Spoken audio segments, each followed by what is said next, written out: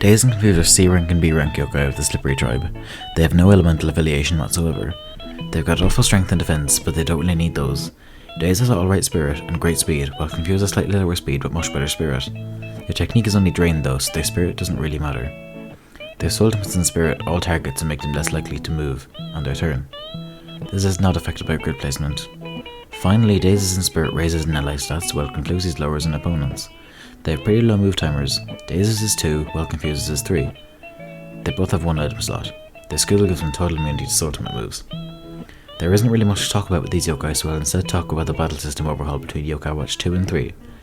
In 2, your 6 yokai are on a wheel with 6 segments. You have 3 yokai active at one time. The only movement option you have is rotating the wheel.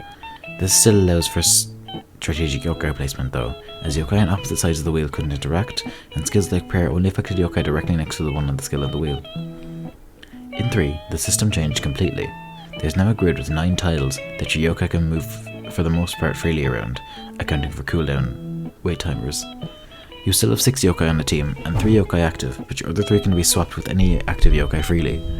This allowed for less restrictive team building, as all yokai on the team could now interact. Adjacent yokai on the grid can link, which will either add extra combo hits from each linked yokai if horizontal, and if vertical, the yokai in front will take all hits for the one in the back.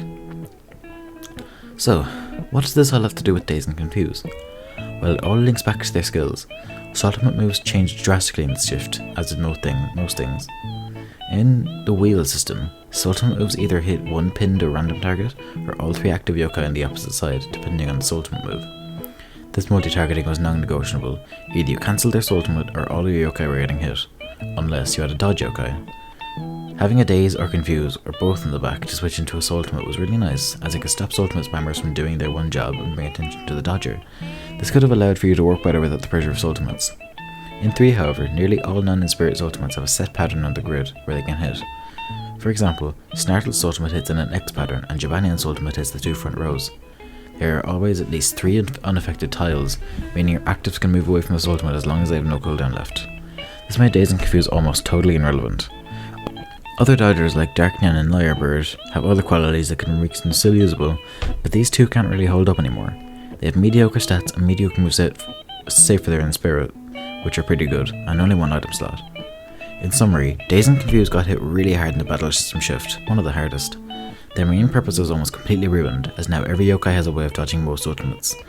The rest of their kits and stats are not really good enough to hold up in the current day. Have you tried to use these yokai in the 3rd game? Let me know in the comments and have a good day.